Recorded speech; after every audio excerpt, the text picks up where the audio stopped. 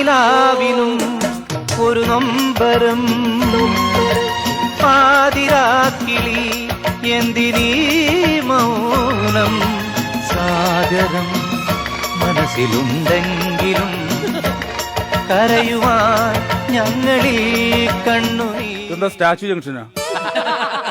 എല്ലാവർക്കും ഇവിടെ ആരെങ്കിലും ചത്താ? ചത്തങ്ങി കൊണ്ടുപോയി കുഴിച്ചിടായിരുന്നു. ഇത് ചത്ത കണക്കേ ജീവിച്ചിരിക്കല്ലേ. എന്നാലും നമ്മുടെ പാർട്ടി തോറ്റുപോയല്ലോ. ഞാനും അതാണ് ആലോചിക്കുന്നത്, ഇതെങ്ങനെ തോറ്റെന്നുള്ളതാണ്. നമുക്ക് എല്ലാരും വോട്ട് ചെയ്യാൻ നമ്മുടെ മുഖത്ത് നോക്കി പറഞ്ഞാണ്. ആ പറച്ചില് മാത്രമേ ഉണ്ടായിരുന്നുള്ളൂ. വോട്ട് ചെയ്തതൊക്കെ അപ്പുറത്തേക്കാണ്. ഇതാരാണ് ഇതൊക്കെ? അണികളല്ലാണ്ടായിരുന്നു. നല്ല പണി തന്നെ വോട്ടും ചെയ്യാതെ പരിപ്പോടെ ചായ കുടിക്കാൻ വന്നിരിക്കണം.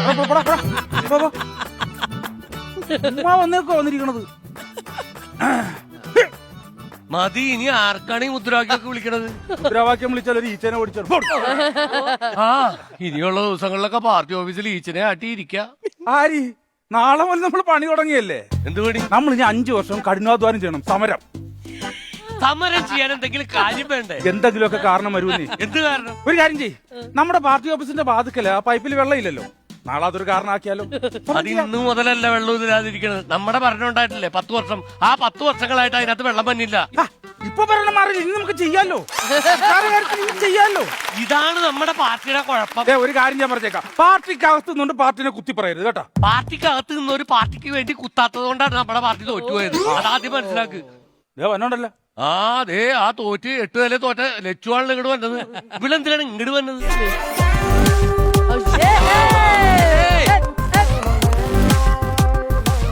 ഇവിടെ തോറ്റ് തലേ മുണ്ടിട്ട് പുറത്തിറക്കാൻ കഴിയാതെ നിൽക്കണ്.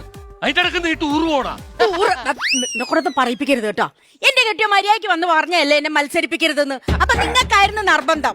ഞാൻ മത്സരിച്ചു, തോറ്റു, എന്നെ വീട്ടിൽ നിന്ന് പുറത്തുവാക്കി. ഇപ്പൊ അങ്ങേര് പറയാ നിന്നെ പാർട്ടി ഏറ്റെടുത്തോളുന്നു. അതേ പാർട്ടിക്ക് അടുത്ത ബാധ്യത. എന്നാലും തോറ്റു എന്ന് കേട്ടപ്പോ എന്റെ ഉഷാറും പോയി, ആരോഗ്യവും പോയി. അതാ വകുപ്പ് കൈകാര്യം ചെയ്തപ്പോഴേ കയ്യിൽ നിന്ന് പോയി. വേറെ കേസ് പറ. അതെ, ഇത്രയും നാള് സെക്രട്ടറി എന്നെ സ്നേഹത്തോടെ ലച്ചു ലച്ചു എന്ന് വിളിച്ചോണ്ടിരുന്ന. ഇപ്പൊ അങ്ങേര് എന്നെ ലച്ചു നല്ല വിളിക്കണേ. തൊലച്ചൂന്ന്. പിന്നെ ചെയ്തല്ലോ, പറഞ്ഞിട്ട് കാര്യമൊന്നുമില്ല. ഒരു കാര്യം, അതെ ഞാൻ ചോദിക്കണ വേറെ കാര്യമാണ്. നമ്മുടെ PVC പാർട്ടി എങ്ങനെ തോറ്റു? എന്റെ ഒരു നിഗമനത്തിൽ അതിന് 2 കാരണങ്ങളാണ് ഉള്ളത്. എന്തൊക്കെയാണ് പറഞ്ഞത്? ഒന്ന്, നമ്മുടെ പാർട്ടിക്കാരെക്കാൾ കൂടുതൽ വോട്ട് അവർ പിടിച്ചു എന്നുള്ളത്. 2, അവരുടെ പാർട്ടിക്കാരെക്കാൾ കുറവ് വോട്ടാണ് നമുക്ക് കിട്ടിയത്. 2 കറക്റ്റ് പോയിട്ടാണ്. ഭയങ്കരമായിട്ട് ഞാൻ ചിന്തിച്ചുണ്ടാക്കിയത് സംഭവം. അപ്പൊ ഈ 2 കാരണങ്ങളാണ് നമ്മുടെ പാർട്ടിയെ കൂപ്പ് കുത്തിച്ചത്. കോപ്പ് കത്തിച്ചെന്നല്ല, നമ്മുടെ പാർട്ടിയെ കൂപ്പ് കുത്തിച്ചത്. അതെ, ഞാൻ ഒരു കാര്യം ചോദിച്ചോട്ടെ. വലിയ തള്ളി മറിക്കലായിരുന്നല്ലോ നമ്മുടെ പാർട്ടി തോറ്റ. പകുതി മീശ എടുക്കുന്നു, എന്നിട്ട് മീശ അവിടെ ഇരിപ്പുണ്ടല്ലോ. ഞാൻ വാക്ക് പാലിച്ച്, ഞാൻ മീശ എടുത്തായിരുന്നു.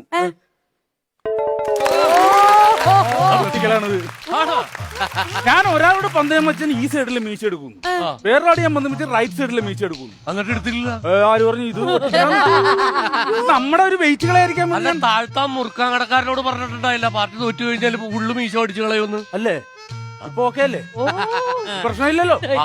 നാളെ മുതൽ വെപ്പ് വിശ്വാസം നടക്കാമല്ലോ. അത് നമ്മൾ അങ്ങനെ ഒരു കാര്യത്തിൽ എല്ലാ കാര്യത്തിലും ഓക്കെ. അതെ, ഞാൻ വേറൊരു കാര്യം പറയാം. എന്താണ്? അവന്മാര് ഭരണത്തിൽ കയറിയ വെറുതെ ഇരിക്കൂല, നമുക്കൊക്കെ ഇട്ട് പണി തരും. നമ്മളെ പിടിച്ച് അകത്തിടാൻ സാധ്യതയുണ്ട്. നമ്മൾ എന്ത് തെറ്റിയിട്ട് നമ്മളെ ജയിലിടണം? ഇവിടെ നമ്മള് രക്ഷാപ്രവർത്തനം നടത്തിയ അതൊക്കെ അവരുടെ ഓർമ്മയിലുണ്ട്. വേറെ കേസുണ്ട്, നമ്മുടെ പാർട്ടി അതിൽ മുറ്റാണല്ലോ.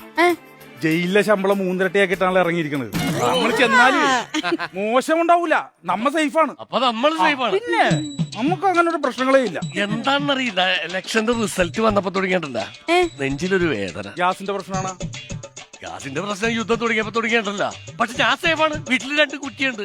അതല്ല ഞാൻ ചോദിച്ചത്, ഈ ഗ്യാസിന്റെ വയറ്റിലെ ഗ്യാസിന്റെ പ്രശ്നമാണോ? അത് റിസൾട്ട് അറിഞ്ഞപ്പോ തന്നെ ഗ്യാസ് പോയല്ല. ജലൂസിലെടുത്ത് കളിച്ചു.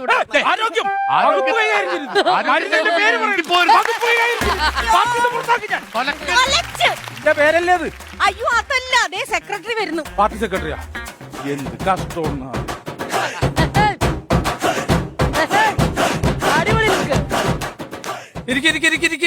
എല്ലാരും ഇരുന്നോ. ആരും എഴുന്നേറ്റില്ലല്ലോ ഇരിക്കാനായിട്ട്. എനിക്കറിയാ ഇനി ആരും എഴുന്നേൽക്കൂലെന്ന്. അല്ലപ്പാ ഇവിടെ കട്ടൻ ചായ പരിപാടിയൊന്നുമില്ലേ? ഇനി അതും ചോദിച്ചോണ്ട് ആ കടയിലേക്ക് ചെല്ലെടുത്ത് പറഞ്ഞിട്ടുണ്ട്. ചെന്ന് കഴിഞ്ഞാൽ മുട്ടുകാല് തല്ലി ഓടിക്കുന്ന പറഞ്ഞാണ്. അത് തന്നെയല്ല കുറെ നാളത്തെ പൈസ കൊടുക്കാറുണ്ട്. ആ ഞാൻ ഖജനാവിലുണ്ടായിരുന്ന ചില്ലറ എടുത്ത് അവർക്ക് കൊടുത്തില്ലേ? അപ്പൊ അത് കാലിയാക്കിയല്ല എന്നാ ഇല്ലെങ്കിൽ നമ്മൾ പെട്ടുപോയനെ. അതെ, ഞാൻ ഒരു കാര്യം പറയട്ടെ. ആ. നിങ്ങൾ ആരും ടെൻഷൻ അടിക്കേണ്ട കാര്യമില്ല. എല്ലാവർക്കും പെൻഷൻ ഉണ്ട്. പെൻഷൻ ഉണ്ടാ? ആ, സസ്പെൻഷൻ. അത് നിങ്ങൾക്ക് ഉണ്ടാവും. മനസ്സിലായില്ലേ? അതെ, ഞാൻ ഒറ്റ കാര്യം പറഞ്ഞുതരാം. നമ്മുടെ പാർട്ടി തോക്കില്ല തോക്കില്ല തോക്കില്ല. ഉണ്ടായിരുന്നെങ്കിൽ മേലോട്ട് 3 റൗണ്ട് വെടിവെച്ചിട്ട് നമ്മുടെ പാർട്ടി ഇവിടുന്ന് പിരിച്ചു വിട്ടേനെ ജനം. തോക്കുണ്ടായിരുന്നെങ്കിൽ. അയ്യോ, തോക്കില്ല എന്നല്ല പറഞ്ഞത്. നമ്മുടെ പാർട്ടി തോൽക്കില്ല തോൽക്കില്ല തോൽക്കില്ല. ഈ വർത്താനം നിർത്തിയിരുന്നെങ്കിൽ പണ്ടേ നമ്മൾ ജയിച്ചാനേ.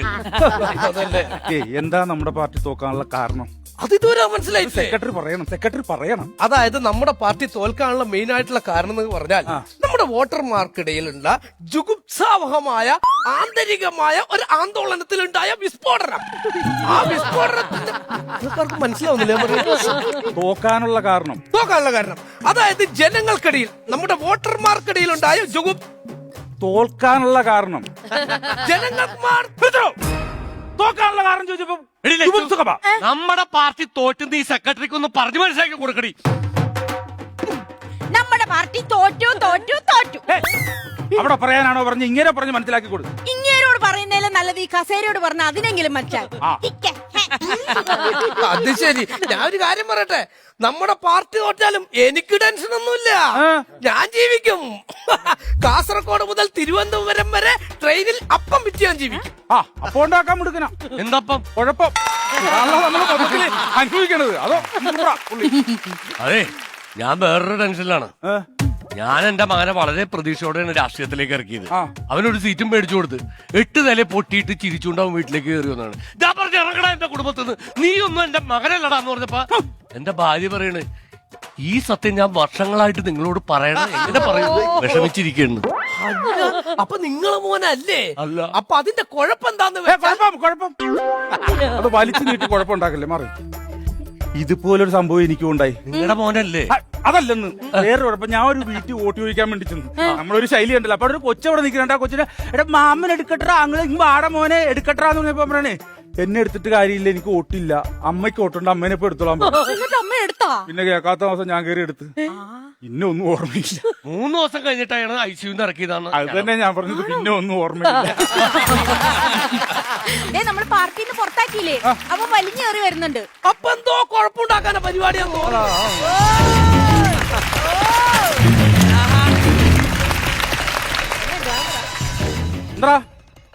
എന്താ ഇവിടെ കാര്യം? അയ്യോ, ഞാൻ പ്രശ്നമൊന്നും ഉണ്ടാക്കാൻ വന്നല്ല. നിങ്ങളോട് എല്ലാരോടും ഒരു താങ്ക്സ് പറയാനാ വന്നത്. എന്തിനാണ് ഞങ്ങളോട് താങ്ക്സ് പറയണേ? അയ്യോ, പാർട്ടിയുടെ പ്രശ്നങ്ങൾ ഞാൻ ഇവിടെ തുറന്നു കാട്ടിയപ്പോ നിങ്ങൾ എല്ലാരും കൂടി എന്നെ പാർട്ടിയിൽ നിന്ന് പുറത്താക്കി കുലകുത്തിയാക്കി. ഈ സമയം എതിർ പാർട്ടിക്കാർ എനിക്ക് സീറ്റ് നൽകി വിജയിപ്പിച്ച് MLA ആക്കി. ഇതിൽ നിന്ന് എന്ത് മനസ്സിലാക്കാം? എനിക്കല്ല തെറ്റുപറ്റിയത് പാർട്ടിക്കാണെന്ന്. അയ്യോ, ഇനി ഒരു കാര്യം കൂടി പറയട്ടെ. ഇനിയും പാർട്ടിക്കെതിരെ എന്തെങ്കിലും പറയുന്നവരെ കുലം കുത്തിയാക്കി നിങ്ങളൊക്കെ പുറത്താക്കണം. എന്നിട്ട് പാർട്ടി അങ്ങ് ഇല്ലാതാക്കണം കേട്ടോ. അപ്പൊ എല്ലാരോടും താങ്ക്സ് ഉണ്ട് കേട്ടോ, MLA ആക്കിയതിന്. Thank you. അവനെ വിവരമുണ്ട്. നല്ല താങ്ങിച്ചു പോയല്ലേ. പിന്നെ കൊള്ളാലാള്. ഇതിൽ നിന്ന് നമുക്കെന്ത് മനസ്സിലാക്കാം? നമ്മൾ മാറ്റി ചിന്തിക്കേണ്ടിയിരിക്കുന്നു എന്നല്ല, പിന്നെ നിങ്ങളെ മാറ്റി ഞങ്ങൾ ചിന്തിക്കേണ്ടിയിരിക്കുന്നു.